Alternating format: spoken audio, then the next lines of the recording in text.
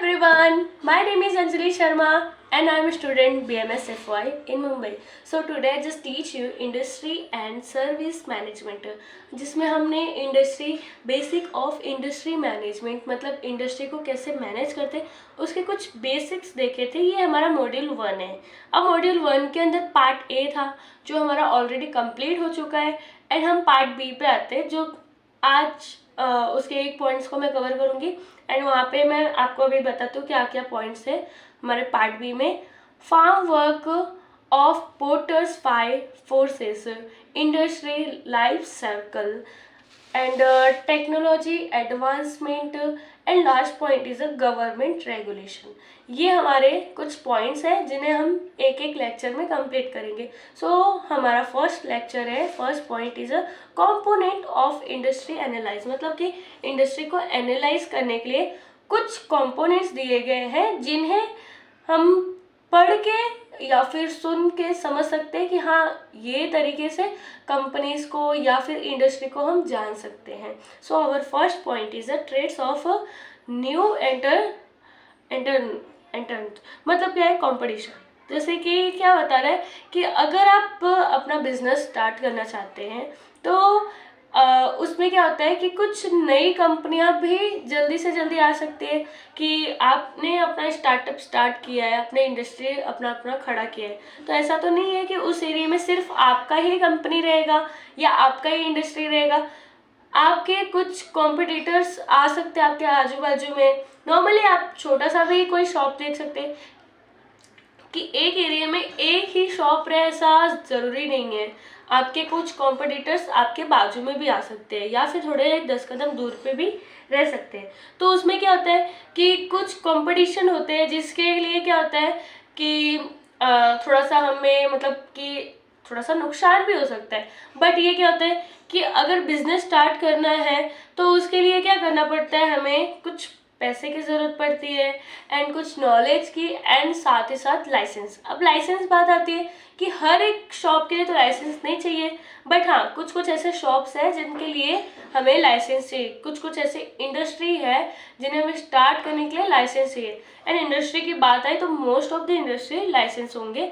मैं शॉप की बात करूँ जिसमें लाइसेंस की इतनी ज़रूरत नहीं होती है, कुछ कुछ मैं बोल रहा हूँ, डोंट बी सीरियस कि हाँ सभी में नहीं होगी। सो यहाँ पे हम क्या कर सकते हैं कि अभी नॉर्मल सा हमारा एक होटल हो गया, होटल हम क्या कर सकते हैं इजीली ओपन कर सकते हैं, एम्प्लॉयज़ को रख सकते हैं एंड एम्प्लॉय से काम करा सकते हैं। एंड होटल में क्या हुआ, खाना बनाना हुआ तो वो मोस्ट ऑफ द पर्सनस को आते हैं खाना बनाने, तो वो हम इजीली स्टार्ट कर सकते हैं। बट अगर हम सोचें कि एयरलाइन स्टार्ट करने के लिए या फिर मतलब कि एयरपोर्ट बनाने के लिए उसमें स्टार्ट करना है अपना इंडस्ट्री, तो क्या होगा, उसके लिए हमें पहला तो नॉलेज चाहिए उस चीज़ का। एंड नॉलेज आ गया, ओके फाइन, नॉलेज तो जैसे 10% लोग हैं, नॉलेज उसमें से 9% को हो गया, चलो ठीक है। उसके साथ ही साथ हमें लाइसेंस चाहिए, लाइसेंस चलो 5% लोग के पास हो गया, बट उसमें हमें लाइसेंस हो गया, नॉलेज हो गया, ये दोनों है। बट अगर हमारे पास पैसा मनी नहीं है तो हम उस चीज़ को स्टार्ट नहीं कर सकते। तो ये हमारे 10% में से 5% में से 2% जो लोग होते हैं उनके पास पैसा होता है जो इस इंडस्ट्री को स्टार्ट कर सकते हैं। तो ये क्या हुआ, एक बोल सकते हैं कि कुछ ऐसे कंपटीशन जो है वो क्या हुआ है, कम हो सकते हैं, क्योंकि इतने सारे लोग तो है नहीं कि जिनके पास ये 10% में से सभी के पास नॉलेज हो, सबके पास लाइसेंस हो, सबके पास पैसा हो, ऐसा तो हो नहीं सकता। तो ये क्या होता है, इस वजह से, इस रीज़न से कंपटीशन जो है थोड़ा सा कम हो सकता है। एंड अब next point is a bargaining power of supply. अब बार्गेनिंग पावर ऑफ सप्लाई मतलब मैं आपको एक एग्जाम्पल से बताती हूँ। लाइक हमारा एग्जाम्पल है दूध, मिल्क। अब उसमें क्या हुआ कि समझ लो मेरा एक इंडस्ट्री है, एक शॉप है नॉर्मल सा बेसिक सा, वहाँ पे क्या कर रही हूँ, मैं दूध का सप्लाई कर रही हूँ, दूध लोगों को पहुँचा रही हूँ। तो उसमें क्या है कि अगर मेरे पास जो भी सप्लायर है वो हमारे दूध हमारा क्या होगा, रॉ मटेरियल होगा। तो जो भी हमारे सप्लायर है, जो भी इंडस्ट्री, बड़ी बड़ी इंडस्ट्री से दूध बन के आ रहे वो मेरे पास आ रहे हैं, ओके। अब वो दूध का क्या हुआ, थोड़ा सा जो सप्लायर है वो थोड़ा कम हो गया, तो वो सप्लायर अगर कम हुआ तो मैं क्या सोचूंगी कि मैं थोड़ा सा और महंगे में दे दूँ, क्योंकि अभी तो उतने ही मेरे पास सामान है। जैसे कि क्या हुआ था बीच में टमाटर को लेके, ऐसा हुआ था कि टमाटर की खेती जो है वो थोड़ा कम हो गई थी। अब किसान लोग खेती नहीं कर रहे तो टमाटर मार्केट में जितना है उतना ही बिकेगा। तो सब लोग क्या करे थे, टमाटर को 100 में, 200 में, 250 में, ऐसे इतने महंगे। अभी लहसुन जो है, लहसुन का भी ऐसा हो गया था कि इनकी प्राइस जो है, इनकी कॉस्ट जो है वो थोड़ा सा बढ़ा दी जाती है, थोड़ा क्या बहुत ही ज़्यादा बढ़ा दी जाती है। तो उससे क्या होता है कि जो हमारे बायर्स हैं उन्हें थोड़ा सा प्रॉब्लम होता है। तो इसलिए क्या होता है कि जो भी सप्लायर है वो ज़्यादा से ज़्यादा होगा, तो हमें ये चैलेंजेस फेस नहीं करने पड़ेंगे। And our next point is a bargaining power of buyer. अब बायर की जो है वो देखते हैं कि कैसे बार्गेनिंग। तो अगर कस्टमर जो है, कस्टमर के पास बहुत सारे ऑप्शंस हैं। मतलब क्या है कि अगर आपके पास जैसे कि एक शॉप है, आपके एरिया में एक ही शॉप है, एंड मतलब समझ लो एक ही इंडस्ट्री है कि कपड़े का दुकान है, तो आप क्या करेंगे, आपको मतलब कि बार्गेनिंग तो कर सकते हैं बट इतना नहीं कर सकते इतने, क्योंकि आपके पास ऑप्शंस नहीं है। आप ज़्यादा बार्गेनिंग करेंगे तो वो सीधा मना कर देंगे कि भाई आप लेके ही मत जाओ, आप रख दो मेरे प्रोडक्ट्स को। तो आप क्या है इतना बार्गेनिंग नहीं कर पाएंगे। बट अगर आपके पास उसी एरिया में 10 शॉप है तो आप इजीली बार्गेनिंग कर सकते हैं। आप बोल सकते हैं कि भाई कम करो, अगर नहीं करो तो मैं दूसरा शॉप ट्राई करूंगी। तो ऐसे क्या होता है कि इसका एक बेस्ट एग्जांपल है अपना ऑनलाइन शॉपिंग। जैसे कि हम ऑनलाइन शॉपिंग के लिए क्या करते हैं, बहुत सारे एप्लीकेशंस होते हैं जहाँ पे हम देखते हैं कि हाँ इस जगह पे थोड़ा कॉस्टली है, इस जगह पे थोड़ा सस्ता है, एंड जहाँ पे सस्ता हमें लगता है, हमारे मनपसंद का प्रोडक्ट लगता है, हम वो प्रोडक्ट को इजीली परचेस करना चाहते हैं। तो ये क्या हुआ, बार्गेनिंग पावर ऑफ बायर्स के क्या पावर थे वो देखे। And our next point is the trades of substitution. Substitute मतलब क्या हुआ कि एक्सचेंज, मतलब एक्सचेंज करते हैं ना, सब्स्टिट्यूट करते हैं। तो उसमें क्या हुआ कि जैसे अगर लाइक हमने एक प्रोडक्ट परचेस किया, ओके, तो वो प्रोडक्ट अगर हमें अच्छा नहीं लग रहा है या फिर थोड़ा हमें कॉस्टली लग रहा है तो हम उसे क्या करते हैं, इजिली एक्सचेंज कर देते हैं। अब हम एक्सचेंज तो कर देते हैं बट इसमें क्या होता है, जो हमारे जिनका शॉप रहता है, जो भी हमारे जिनकी कंपनी रहती है, जिनकी फैक्ट्री रहती है, उन्हें क्या होता है थोड़ा सा चैलेंजेस फेस करने पड़ते हैं। उनकी थोड़ी सी जैसे बोलते हैं ना कि प्रॉफिट उनको थोड़ा सा कम होता है, उनके जो रॉ मटेरियल्स है वो थोड़े से कम बिकते हैं। ये क्या होते हैं, उनको चैलेंजेस ये सब फेस करने पड़ते हैं, जो थ्रेड्स ऑफ सब्स्टिट्यूशन है।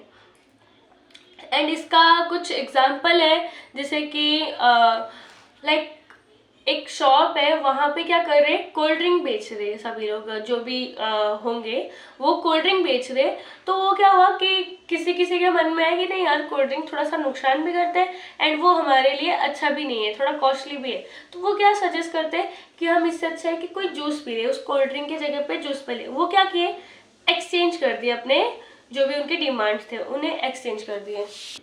उन्होंने क्या किया, अपने जो भी डिमांड्स थे उन्हें एक्सचेंज कर दिया। अब इससे क्या है कि जो भी कंपनी है उन्हें थोड़ा सा क्या होगा, थोड़ा सा उनकी प्रॉफिट जो है वो कम होने लगेंगी, क्योंकि वो क्या प्रीफर करेंगे कि भाई इससे अच्छा हम कुछ हेल्दी जूस पिए, नारियल पानी पी ले या फिर अच्छा जूस पी ले, गन्ने का जूस पी ले, ये सब वो ज़्यादा प्रीफर करेंगे। तो एज कम्पेयर जो जूस या कोल्ड ड्रिंक बेच रहे थे उनको क्या होगा, थोड़ा सा उनकी बिक्री कम होगी, उन्हें प्रॉफिट कम होगा। तो ये सभी चीज़ें उनको होते हैं। जो मतलब क्या कर रहे हैं हम इसमें कि इंडस्ट्री कैसे एनालाइज किया जाता है, इस तरीके से हम इंडस्ट्री को एनालाइज कर सकते हैं कि हाँ ये सभी चैलेंजेस हम फेस कर सकते हैं, ये सभी एडवांटेज हम फेस कर सकते हैं। फेस मतलब कि एडवांटेज हम अप्लाई कर सकते हैं, जान सकते हैं, कर सकते हैं मतलब। And our last point is 5 points है, तो अवर next point is competition in industry. अब इंडस्ट्री में क्या है कि कंपटीशन बहुत होते हैं। अगर एक मार्केट में सभी लोग एक ही प्रोडक्ट बेचने लगे, लाइक एक मोबाइल फ़ोन का है, एक मार्केट है, एक एरिया है आपके एरिया में, और सभी लोग सबके सब मोबाइल बेचने लगे। एंड मोबाइल के जो फीचर्स है वो क्या है, सबके सेम फीचर्स है।